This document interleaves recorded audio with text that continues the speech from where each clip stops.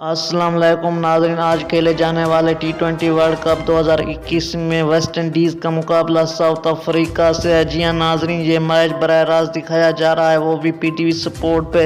अगर आप ये लाइव मैच देखना चाहते हैं वो भी अपने मोबाइल स्क्रीन पर, तो आप लोगों से गुजारिश है कि इस वीडियो को एंड तक ज़रूर मुलाहिजा फरमाइए। सबसे पहले आपने टाइटल पर क्लिक करना है। टाइटल पर क्लिक करने के बाद सीधा डिस्क्रिप्शन में चले जाना है।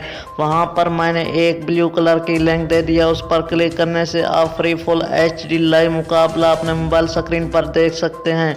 उससे पहले अगर अभी तक मेरा चैनल सब्सक्राइब नहीं किया तो प्लीज़ मेरे चैनल को सब्सक्राइब ज़रूर कर दें और साथ ही दिए गए बेल आइकन को भी इनेबल कर दें ताकि हमारी वीडियोस आप तक बआसानी पहुंचती रहे। दोस्तों, अगर वीडियो लाइक नहीं की तो वीडियो को भी ज़रूर लाइक कर दें और कमेंट बॉक्स में लाइव ज़रूर लिखना है। Thanks for watching.